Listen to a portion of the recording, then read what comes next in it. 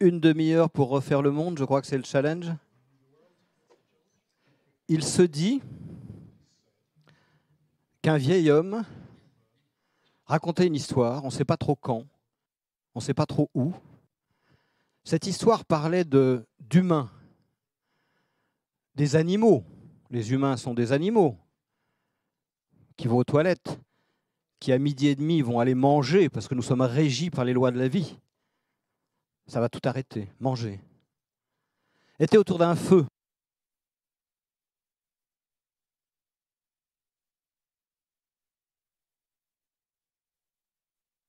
Comme ça? C'est mieux comme ça? Je la refais. Donc ils étaient autour du feu, ils essayaient de se réchauffer. Il n'y avait pas beaucoup de place autour du feu. Parfois ils partageaient la chaleur. Parfois ils se battaient ou se disputaient pour avoir la meilleure place. Et puis tout d'un coup, l'un d'entre eux a levé le regard. Et il a vu au fond, sur quelque chose qui ressemblait à une paroi, un mur peut-être, des ombres. Il a commencé à étudier ces ombres, regarder leur forme, leur mouvement. Et petit à petit, ils se sont spécialisés dans l'étude des ombres. Ils se sont dit, ça c'est la réalité. Puis il y en a peut-être un plus curieux que les autres, qui s'est rapproché de ces ombres pour regarder qu'est-ce que c'est. Il s'est rendu compte que ce n'était rien, ce n'était que les ombres projetées sur les murs de la paroi. Donc il s'est retourné pour dire ça à ses amis. Il a vu une lumière, la sortie d'une grotte. Donc il est sorti. Et il a vu le vrai monde. La lumière, la nature. Et quand il est rentré dans la grotte, puisque vous avez reconnu le vieil homme, Platon, et qu'il a dit, mais le vrai monde, ce n'est pas celui qu'on étudie, c'est autre chose. Personne ne l'a cru. Cette histoire, elle a pu rester comme ça pendant longtemps sans être prise au sérieux. Si aujourd'hui, nous ne sortons pas réellement prendre conscience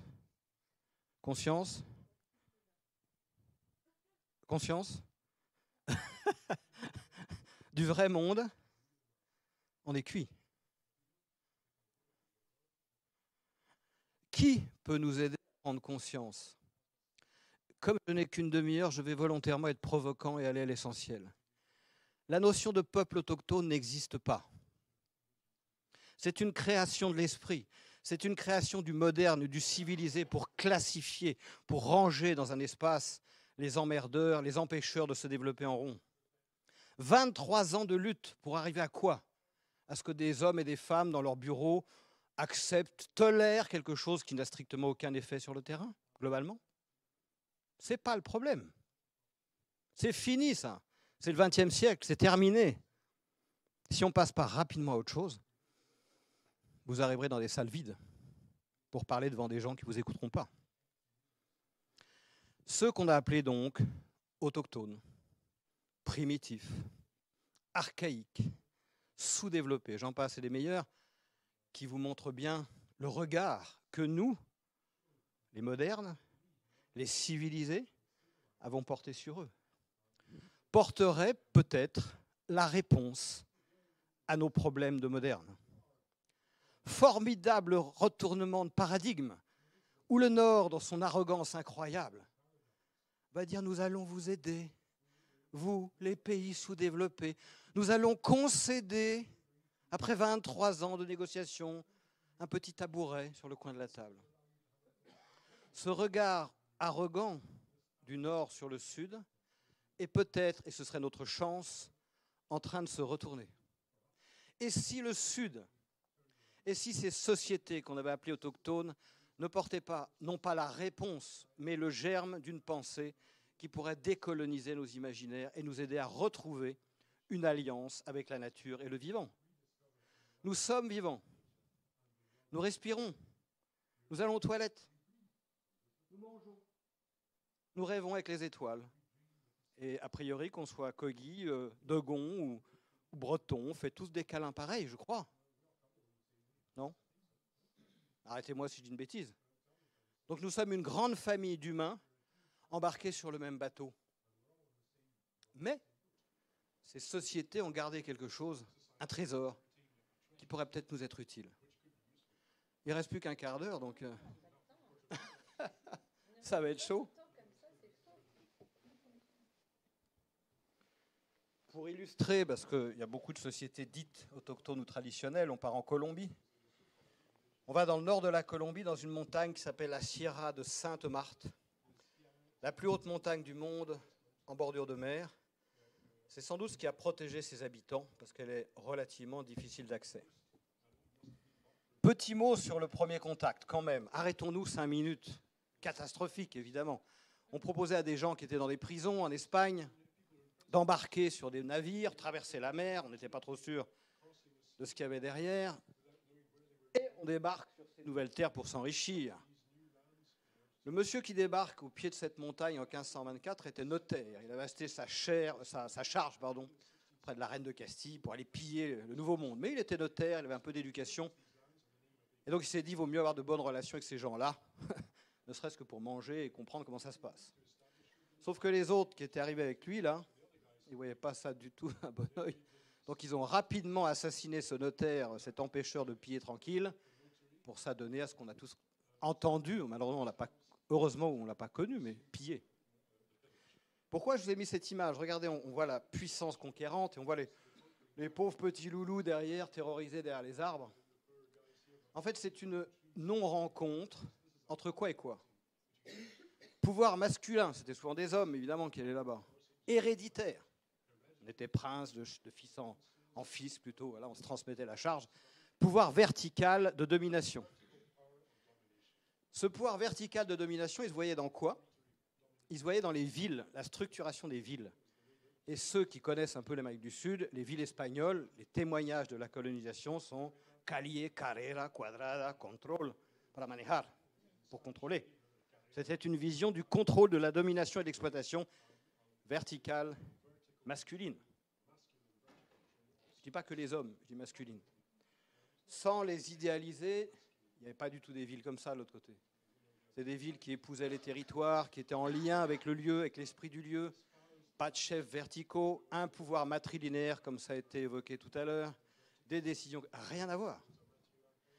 Jean-Marie Gustave Leclésio, dans son ouvrage Le rêve mexicain, explique, sous forme de roman, et si les conquistadors, lorsqu'ils arrivent en Amérique centrale, avaient pu dialoguer avec les Indiens, notre modernité aurait-elle pris un autre cap? Ce dialogue n'a jamais eu lieu, et on voit que gagner simplement la reconnaissance est une lutte pas à pas fragile. Et si les temps étaient venus de ce dialogue, et si enfin nous avions l'humilité de nous dire, si nous pouvions nous parler entre ces deux regards sur le monde, pourrions-nous faire émerger ce nouveau paradigme dont tous les humains vivants ont aujourd'hui besoin? Même pas que les peuples autochtones, qui nous ont fait la chance et le cadeau de garder cette mémoire. Est-ce que la traduction, ça va? Est-ce que le son n'est pas trop mauvais? Parce que quand je me lance, c'est très mauvais pour le traducteur. Les Indiens Kagba ou Kogi seraient les derniers héritiers des grandes sociétés précolombiennes, 4000 ans d'histoire sans interruption. On est à peu près vers le néolithique en termes de référence. C'est comme si on pouvait discuter avec les Celtes en Bretagne. Bonjour messieurs, bonjour mesdames. C'était comment pour vous le monde? Incroyable. Comment ont-ils survécu à l'histoire? C'est toujours 25 000 personnes qui vivent toujours selon leur cosmogonie, leurs règles, leurs principes. Alors sont-ils archaïques parce qu'ils n'utilisent pas de smartphone? Ou sont-ils différents? Évidemment, ça a été l'anthropologie des années 50, 60, 70 de commencer à poser. Ils sont différents. Ah, pas simple.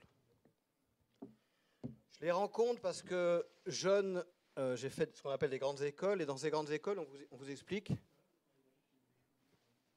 On va m'expliquer un truc avec le micro. Si vous mettez la main trop bas, on n'entend plus. Là. Voilà, je pense que c'est... C'est bon? J'ai fait ce qu'on appelle des grandes écoles. Et dans ces grandes écoles, on vous explique, vous êtes dans l'amphi, vous allez faire partie de l'élite de la France. On est comme ça en France. La première fois, ça m'a surpris. Moi. Puis la deuxième année, on vous le répète. Puis la troisième, on vous le répète. Essayez, la quatrième, vous êtes con. Parce que vous y croyez. Vous avez 25 ans? Vous n'avez rien vécu? Rien appris, à part des trucs dans des livres et dans des cours. Et vous seriez l'élite de la France, et c'est vous qui allez définir si les peuples autochtones ont le droit d'exister? Non, mais c'est de la maladie, ça. C'est vraiment de la maladie.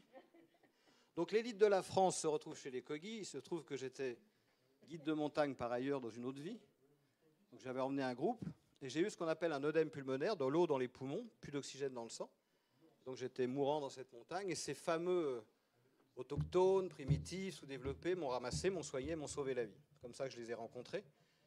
Et l'élite de la France a découvert la solidarité de la vulnérabilité. Or, nous sommes des civilisations extrêmement vulnérables. On le voit, je ne vais pas vous refaire la géopolitique du moment, voire la géographie climatique du moment. On est extrêmement vulnérables. Si nous ne redécouvrons pas cette vulnérabilité et ce qu'elle appelle comme nouvelle manière d'être et d'agir ensemble, bah, on se grille tout seul notre futur, ça c'est clair. Donc je leur demande... D'abord, ils me mettent dans une hutte pour me soigner. Je me souviens, au bout d'un moment, quand on perd de l'altitude, on perd l'eau dans les poumons, donc on récupère son énergie. Et je sors de la hutte, et devant la hutte, je vois des... Ça va? Je vois des petites tomates cerises, vous voyez, ce qu'on mange à l'apéro, qui poussaient sur le sol comme ça, en plante rampante. Et donc, comme l'élite de la France avait largement appris comment cultiver les tomates, je me suis dit, ils sont idiots, ces Indiens, parce que visiblement, ils ne savent pas cultiver les tomates. Comme les tomates touchent le sol, elles pourrissent.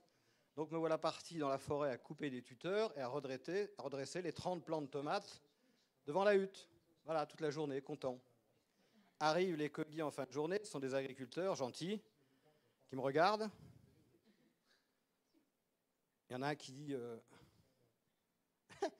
Tu fais quoi? Je cherche des mots de vocabulaire pour ne pas être vexant, pour leur expliquer qu'ils ne connaissent rien aux tomates et que grâce à moi, ils avaient sauvé leur récolte. Je leur explique. Et là, ils me disent, mais tu comprends, si on a mis ces plants de tomates à l'entrée de la hutte, c'est parce qu'elles dégagent un tanin très fort qui empêche les insectes de rentrer. Donc si ça ne t'embêtait pas de tout remettre comme c'était avant, ça nous arrangerait. Je pense que dans cette anecdote est résumé notre problème. Quand allons-nous arrêter notre arrogance, en l'occurrence la mienne dans cet exemple, et quand allons-nous poser des questions à celui que nous avons appelé archaïque et primitif, qui tient les clés de notre avenir? Donc le problème, c'est nous, c'est l'Europe, c'est son arrogance, qui va envoyer des tonnes de dossiers absolument incompréhensibles, où il faut remplir des objectifs absolument imbitables pour rentrer dans leurs cases, qui ne sont absolument pas au service des problèmes des gens qu'on est censé financer. Donc on les met en situation de dépendance. Et après, on va leur dire, tu veux suivre une formation chez nous pour apprendre comment te débrouiller avec nos cochonneries? Ça ne va pas la tête, non? Et le pire, c'est que si vous dites ça en France, parce qu'on n'est pas un pays innovateur et créatif, vous avez tous les emmerdes de la Terre. Nous avons besoin de créativité, nous avons besoin d'un discours décadrant, mais c'est impossible. Mon fils, qui est rentré au lycée il y a 2 jours, rentre dans une section montagne, dans les Alpes. Une section qui se fait en 4 ans plutôt que 3, section lycée. Génial, parce qu'ils ont le temps de faire de la montagne, du sport, découvrir le... Enfin, génial, mon fils heureux d'aller au lycée, c'est le top. La proviseure prend la parole. Proviseur, hein. C'est un lycée un peu particulier, un peu spécial. Nous ne savons pas si nous allons survivre jusqu'à la fin de l'année.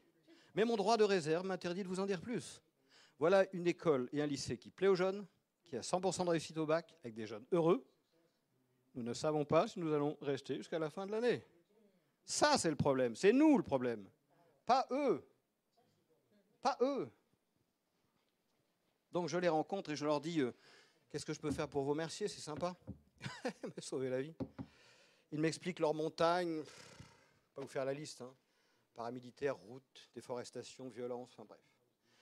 On leur a piqué, pour être clair, on pourrait faire la même carte que celle qui nous a été présentée, 80% de leurs terres. Donc ils sont repoussés sous les sommets où la survie est un peu compliquée. Et donc ils me disent, si tu veux vraiment nous aider et nous remercier de t'avoir sauvé la vie, aide-nous à récupérer nos terres ancestrales. Et j'étais jeune, j'ai dit pas de problème. Je vois que ça vous fait rire. On s'en occupe. Bon, ça a été compliqué. Mais aujourd'hui, on a racheté 2000, j'insiste sur les 2286, et pas 57, parce que hectare après hectare, c'est quand même chaud. 300 familles, 600 personnes, 4 villages peuvent vivre sur leur terre comme ils le souhaitent.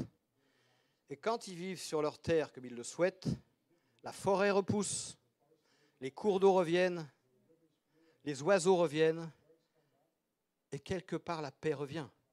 C'est-à-dire, ce qui est formidable, c'est que le prix de la terre augmente, parce que les habitants savent que quand des Kogis s'installent là, la violence descend. Génial. Donc on parle de paix avec la terre. Si on avait l'intelligence de s'engager dans ce chemin, la paix reviendrait. J'ai quelques bribes de géographie et d'anthropologie, mais je suis essentiellement consultant d'entreprise. Donc quand je les ai rencontrés, je ne me suis pas intéressé à leur structure familiale ou comment ils fonctionnaient, mais plutôt, je me suis posé les mêmes questions que celles que je pose avec mes clients dans une entreprise. Comment faites-vous pour atteindre un objectif ensemble sans vous taper sur la tronche et que ça se passe à peu près bien? C'est la question de n'importe quel groupe humain dans une usine, dans une communauté humaine, n'importe laquelle, dans le temps et dans l'histoire.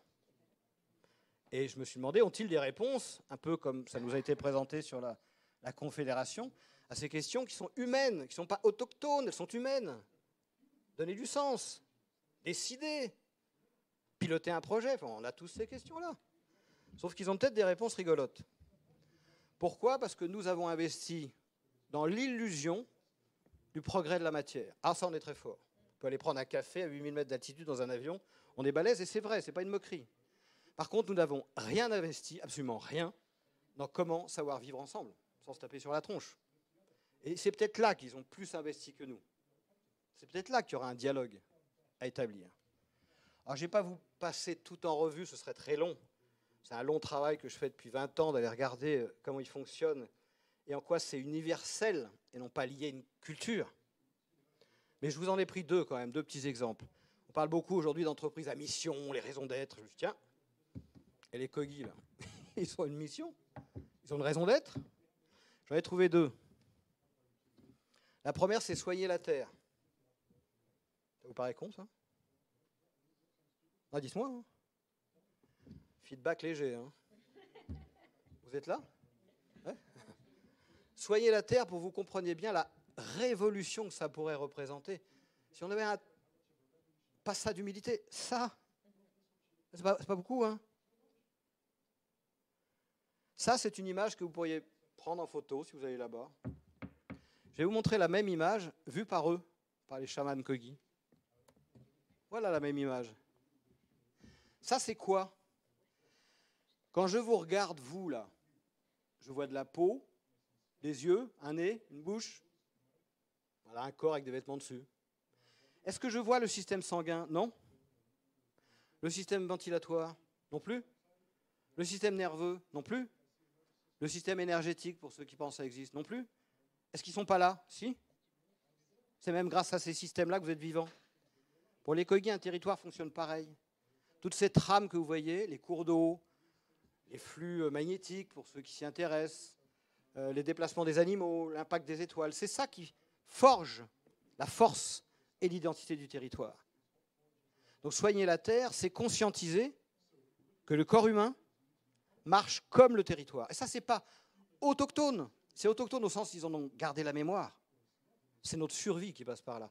Si on ne réinvestit pas nos territoires en ayant conscience que c'est des sujets et non pas des objets, qu'il ne faut pas les aménager, mais qu'il faudra apprendre à les ménager, on peut longtemps défendre le droit des autochtones parce qu'on n'aura pas compris en quoi ça nous concerne. Donc évidemment, le parallèle, ça veut dire qu'ils ont une pensée fractale. Les mêmes phénomènes se développent à des échelles de temps et d'espace différentes. Ce qui se passe dans le corps humain se passe dans le territoire. Vous voyez, toutes les agences d'urbanisme, les agences d'aménagement du territoire, quand je viens leur dire qu'il faudrait que vous appreniez à ménager les lieux, ils ne comprennent pas. Et ça, c'est chez nous le problème, pas chez eux. Nous dépendons de ces territoires pour vivre. Et on vit en ville, alors on a oublié ça. Ce qui vous donne un territoire où ils vont soigner le lieu, un peu comme des points d'acupuncture. Et le pire, je ne rentrerai pas dans le détail, c'est que ça marche. Deuxième objectif qu'ils se sont fixés, apprendre à vivre en paix ensemble. Ça vous semble archaïque, ça? Allô?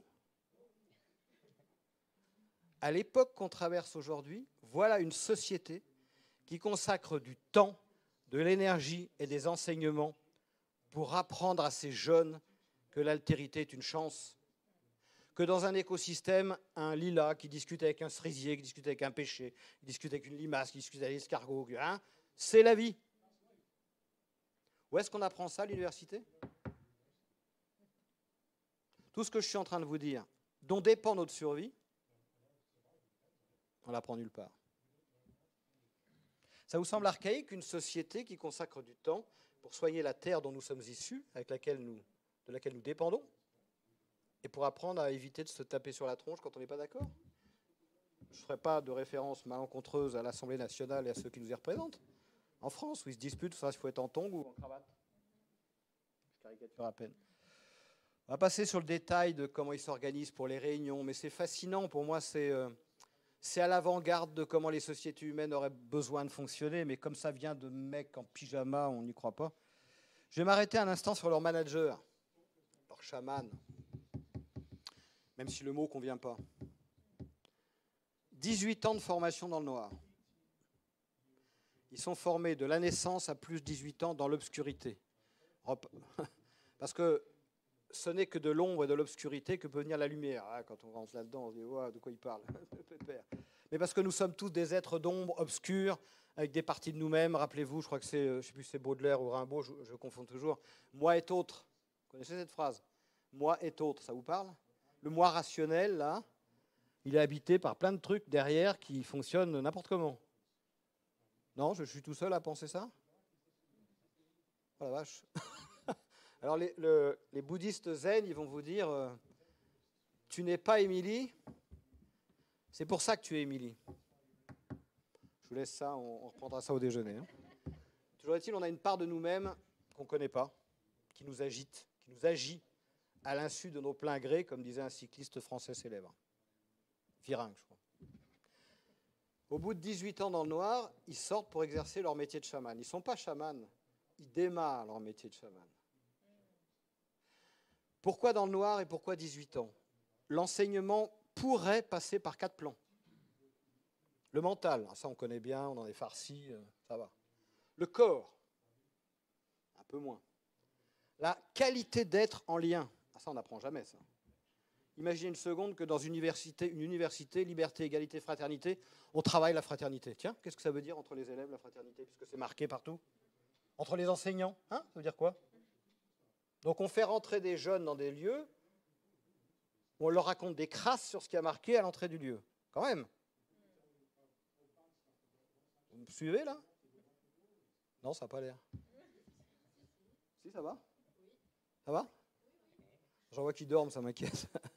Bref, une fois qu'ils sont sortis chamans, je me suis intéressé sur qu'est-ce qu'ils font? C'est quoi leur job? Le mot que j'ai trouvé, c'est Kuamalde. Kuamalde, ça veut dire guérir les relations.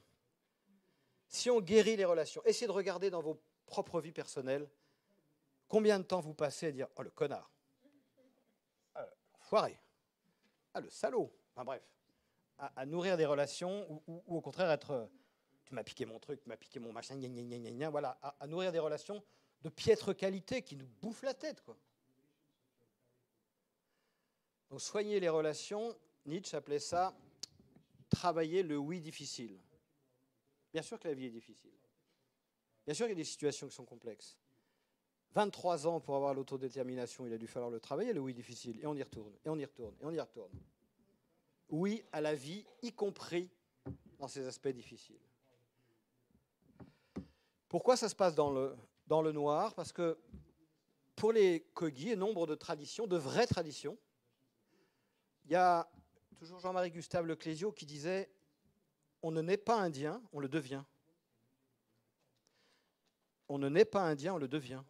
Ce n'est pas une question de couleur de peau, ce n'est pas une question de lieu de naissance, c'est une question de rapport au monde.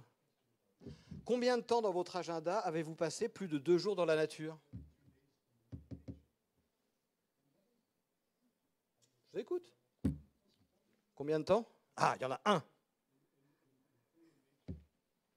Si on ne passe pas de temps dans la nature, et quand vous posez la deuxième question, c'est quoi être indien, finalement? C'est se rappeler que nous sommes la terre, nous sommes le vent, nous sommes le feu, nous sommes les animaux, nous en venons.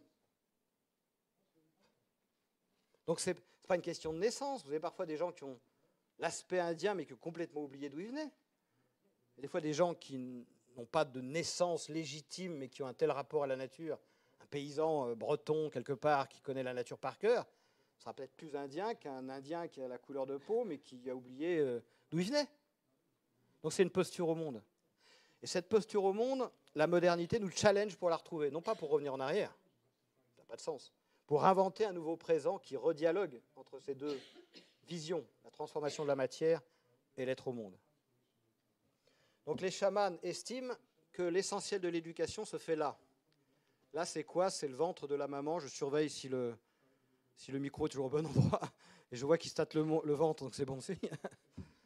Dans le ventre de la maman, et relisez Boris Cyrulnik pour en avoir la confirmation si vous doutez, se joue 90% de votre système éducatif. Là. Le tempérament, le caractère, la posture, l'être au monde, ça se joue là. Ça se joue là comment? Qu'est-ce que mange la maman aux différentes étapes de l'embryogénèse? Donc posez des questions à votre maman sur ce qu'elle a mangé. Est-ce qu'elle est stressée? Peut-être qu'elle vit du stress. Est-ce qu'elle est en sécurité? Il y a des gens qui l'aident dans cette période de fragilité, etc. Voilà. Qu'est-ce qui passe par le liquide amniotique? Boris Cyrulnik avait fait une expérience, il n'aime pas en parler parce que, voilà, mais j'en parle quand même. Il avait donné à une maman qui avait un bébé comme ça, qui portait un bébé, de la sauce béarnaise pour toute sa grossesse, pour voir si la sauce béarnaise passait à l'embryon. Et la réponse est oui. La sauce béarnaise passait à l'embryon. Donc tout ce que la maman mange, toutes les émotions, tout ce qui se passe pour elle, vous le transmettez au bébé. Ça ne passe pas par là. Donc ils vont encore plus loin dans leur formation. Ils mettent les enfants dans le ventre de la mère terre, dans une grotte ou dans une hutte, pour non pas qu'ils apprennent par là, comme nous on fait, par le mental, mais qu'ils apprennent ce que la mère terre a à lui dire. Donc ils vont vous dire, quand ils sortent, nous sommes les voix de la nature. Et il faudrait essayer de l'entendre au premier degré. À travers des sociétés comme ça, si nous en avions l'humilité, nous pourrions écouter ce que la terre a à nous dire. C'est quand même pas banal. Je sais que quelqu'un devait me faire un signe. Continue. Alors je me suis arrivé au troisième registre de me demander, mais finalement, quelle est la différence fondamentale entre ces sociétés autochtones, pour garder ce mot, même si vous savez ce que j'en pense, et notre modernité? Puisque ça fait partie de vos sujets de réflexion, pourriez-vous me donner quelques éléments clés de différenciation entre ce qu'on appelle les sociétés autochtones et notre modernité? Un ou deux éléments clés qui nous différencient? Pas de réponse, pas de déjeuner, hein, c'est pas de bras, pas de chocolat. Le rapport à la nature, c'est une bonne piste, mais si on va un peu plus loin, quelle est la différence clé entre ces sociétés? Et notre interlocuteur précédent en a parlé, quand il a évoqué 25% vont voter dans sa communauté, 75% respectent plus les lois traditionnelles. En fait, quand on respecte les lois traditionnelles, on respecte quoi? Et fondamentalement dans la nature, qu'est-ce qu'on respecte?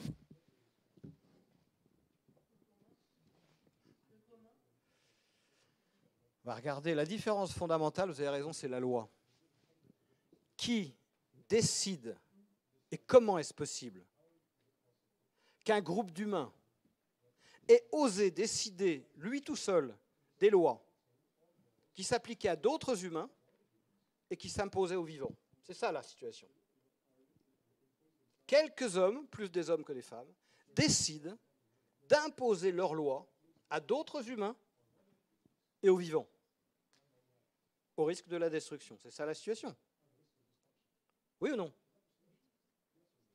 Ça ne fonctionne pas comme ça dans les traditions.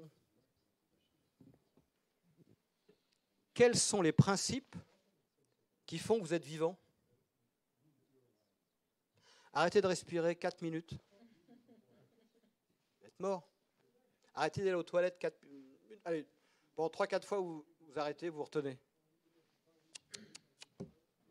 Vous ne pouvez pas. Pour reprendre Victor Hugo, que vous soyez riche ou misérable, les lois du vivant s'appliquent à tout le monde de la même manière.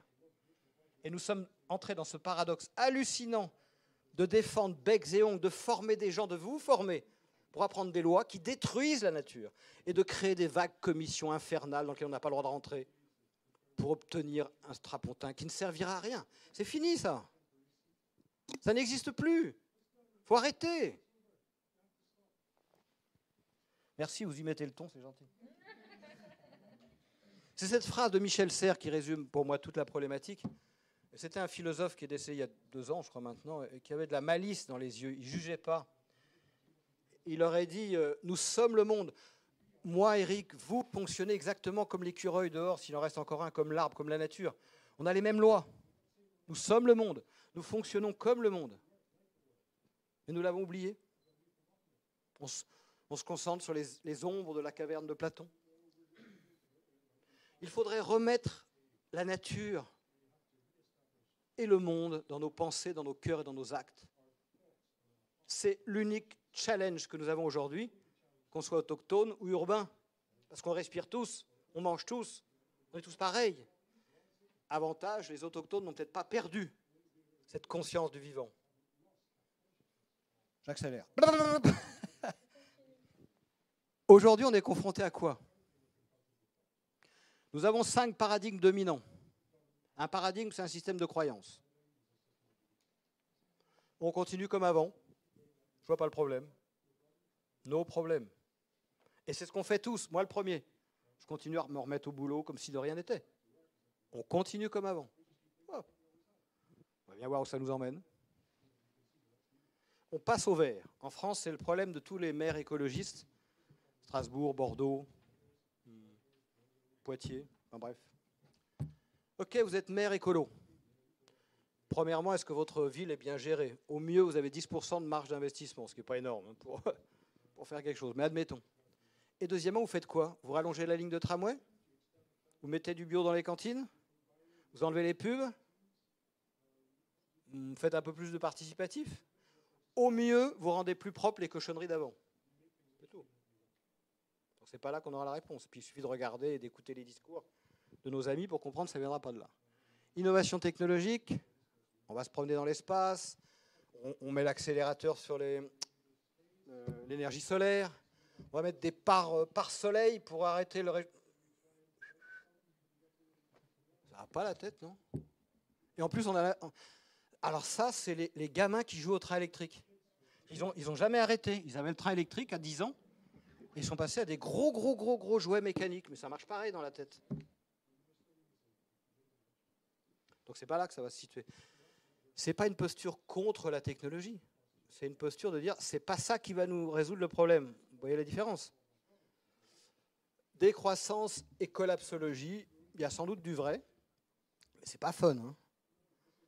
Vous arrivez dans une classe de gamins de 10 ans, 15 ans, vous leur dites le futur, c'est décroître ou mourir. Eh ben, l'éco-stress chez les jeunes aujourd'hui sur l'absence de perspective augmente. Donc on se rend compte qu'il n'y a aucun récit porteur qui donne de l'espoir et surtout qui soit ancré sur un paradigme réaliste. Le seul que je vois, pas que j'ai raison, c'est refaire société avec la nature, pour reprendre la phrase de Michel Serres, et remettre la nature dans nos actes et nos pensées. Et en cela, les peuples autochtones peuvent nous aider. C'est un travail qu'on a mené pendant 6 ans pour identifier 9 principes. Je laisserai le PowerPoint à Émilie, donc vous pouvez les regarder, vous embêtez pas à les noter.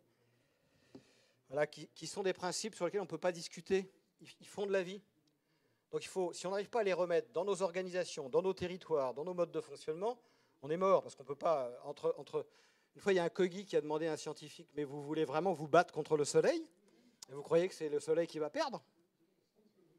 C'est ridicule. Ridicule. Donc, je ne m'arrête pas dessus, parce que vous allez les avoir, mais je vous en donne juste un. L'apoptose. Vous connaissez l'apoptose? Ça vous dit quelque chose? Ouh! Merci. L'apoptose. Écoutez bien, parce que ce n'est pas un principe philosophique. C'est un principe de vie. D'accord? Toute cellule qui n'a pas d'information sur son utilité dans sa fonction se suicide.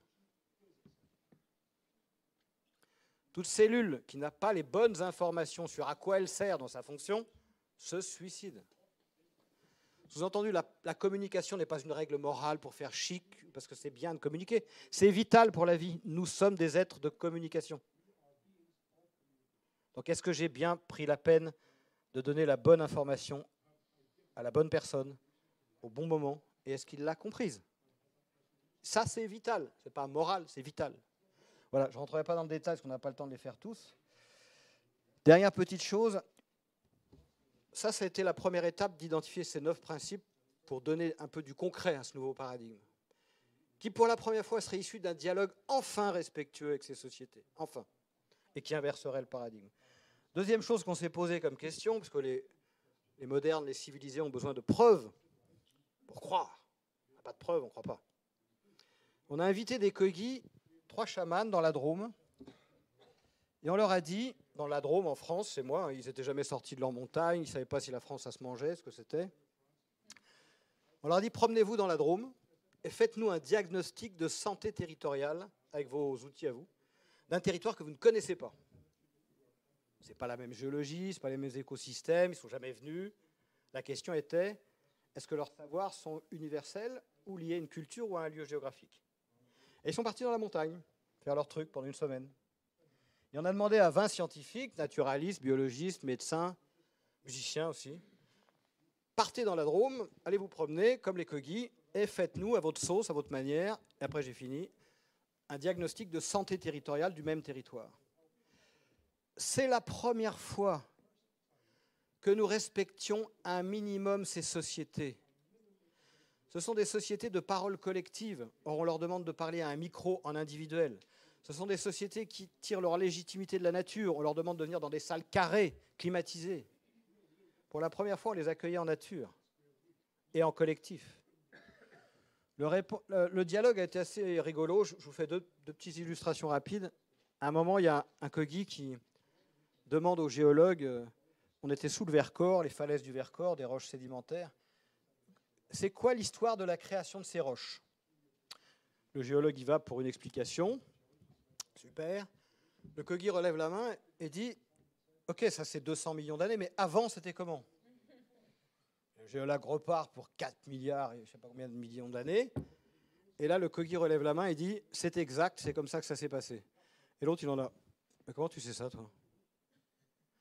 Je ne vous ferai pas toute l'histoire, elle est racontée dans le livre et ce n'est pas pour vous le vendre, mais en fait, les Kogi en savent plus sur nous, sur la vie, sur notre histoire. Tenez-vous bien, ils connaissent l'histoire de la Pangée. Vous savez ce que c'est la Pangée? Continent initial qui aurait eu lieu, qui aurait existé il y a 200 millions d'années, qui regroupait les actuels continents, déplacement des plaques qui donnent les continents tels qu'on les connaît aujourd'hui. 200 millions d'années. Nous découvrons ça en Europe en 1911. Les Kogi connaissent ça depuis 4000 ans. La moindre soupçon d'humilité et d'intelligence voudrait dire, raconte-moi comment tu sais ça, toi. Ça nous a nourris sur le bon sens. Les Kogi nous ont dit des choses sur la Drôme que les Dromois ne connaissaient pas. Ça nous a nourris sur le savoir. On a échangé des propos intellectuels de même plan. Là aussi, je ne rentrerai pas dans le détail. Ça nous a nourris sur la connaissance. Ils nous ont dit des propos sur le diwa que nous ignorions totalement. Ça nous a nourris sur la modalité de travail. Je pense qu'ils ont lu les 12 tomes de la pensée complexe d'Edgar Morin. Ils ont fait un que sais-je et ils pratiquent. Ils ont une manière d'aborder un problème qui est complètement novatrice.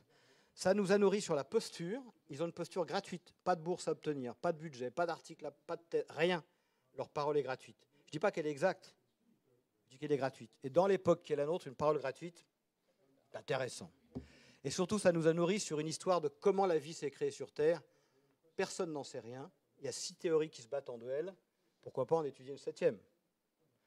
Et ils nous ont dit, vous pourriez découvrir tout ça avec nous si vous arrêtiez d'être en guerre avec la nature pour vous mettre en paix avec vous-même, condition pour être en paix avec la nature. Pour terminer, avec ce que vous êtes et ce que vous savez, vous, c'est-à-dire qui nous respectent, ce qui n'est pas l'inverse, avec ce que nous sommes et ce que nous savons, si nous acceptions de dialoguer, nous pourrions résoudre de nombreuses difficultés. Le monsieur qui m'a sauvé la vie, je ne l'avais jamais retrouvé, je n'avais pas son adresse, je n'avais pas de mail, rien du tout. 33 ans plus tard, j'ai retrouvé une piste. Donc j'ai pu remonter dans la montagne. Je l'ai retrouvé. On s'est retrouvé 33 ans plus tard. Et j'ai pu lui dire quelque chose qui était pour moi important. J'ai pu lui dire merci d'avoir sauvé la vie. Et je lui ai demandé, mais qu'est-ce que tu fais là-haut? Quel est ton job? Pourquoi tu vis dans cette montagne? Il m'a dit, parce que nous gardons les lois de la vie avant la vie. Si la vie existe, comme pour les aborigènes avec le temps du rêve, c'est parce qu'il y a des principes qui permettent cette vie. Et nous sommes prêts à vous les partager. Et tant que nous ne retrouverons pas ces principes qui vont transcender les lois des hommes qui sont mortifères, on n'arrivera à rien. Et je termine en vous disant, un jour on a armé un petit bateau, parce qu'on s'est dit, allez, on va tenter d'incarner cette histoire, qui s'appelle Zigoneshi, qui dans la langue Kogi veut dire dialogue, parlons-nous. Arrêtons ces rapports colons, quelque part, et parlons-nous d'humain à humain. Et donc ce bateau est parti vers les côtes Caraïbes, depuis la Bretagne. Et il y a une baronne belge que vous voyez à droite qui a appris que ce bateau partait, qui m'a appelé, qui m'a dit viens me voir à Bruxelles, j'étais la voir. Elle m'a ouvert 2 cartons, 2 grands cartons, et dans les cartons, il y avait 16 objets en or, valeur monétaire 300 000 €. Elle m'a dit, voilà, c'est des objets qui ont été pillés dans les tombes Kogi, que j'ai rachetés il y a 40 ans pour ne pas les fondre en lingots. Je ne sais pas quoi en faire, ramène-les. Et je me revois dans sa maison dire, comment ça, ramène-les? Je pars avec, là, comme ça. Vous pouvez me faire un petit reçu? Elle m'a fait un reçu. Et le Hop. Voilà. Et donc j'ai prévenu les Kogi que sans doute le bateau arriverait avec les objets en or. Donc il y avait 300 Kogi sur la plage. C'était un moment assez fort parce que les premiers bateaux qui sont arrivés, c'était la conquête. Là, il y a un autre bateau qui arrive et qui ramène l'or. Et ça a été un moment fabuleux parce que les conquistadors sont venus piller l'or, avec ce que je vous ai expliqué tout à l'heure. Et là, on leur ramenait l'or dans sa vraie valeur. Il y a 2 dimensions qui fondent la vie. L'eau, pour les femmes. Quand vous dites à un Kogi, est-ce que l'eau a une mémoire? Il dit oui, mais évidemment qu'elle a une mémoire. Vous n'êtes pas capable de le comprendre. Mais il y a une mémoire. Et c'est les femmes, en tout cas le féminin, qui en sont les gardiennes, qui savent chanter, qui savent se mettre en lien avec cette information. Et l'or pour les hommes, qui n'a évidemment pas une valeur monétaire, mais sacrée. Et donc de leur rendre l'or, après toute cette histoire, symboliquement, le chaman qui est devant a pleuré, parce qu'il dit, vous ne vous rendez pas compte, le cadeau que vous faites à la terre, de nous permettre de reprendre l'or pour soigner, et non pas pour mettre dans des coffres. On avait fait un film il n'y a pas très longtemps avec une chaîne de télé, et donc il y avait un drone, enfin il y avait du bruit, quoi. Il y avait un réalisateur, un cadreur. Et j'avais demandé à cette femme qui a subi toutes les avanies possibles et imaginables qu'ont subi les femmes en général dans ce genre de société, et malheureusement les femmes en général. Et je lui avais dit, ça va, on ne te dérange pas trop avec nos bruits, nos caméras, nos machins. Voilà sa réponse. Quand des personnes, des êtres vivants dialoguent et se rencontrent avec respect, humilité, cela me remplit de joie. Edgar Morin, qui a maintenant plus de 100 ans, après tous ses travaux, il expliquait que la seule chose qui le guidait dans ces dernières années, ces derniers mois, c'est la joie et l'humour. Merci.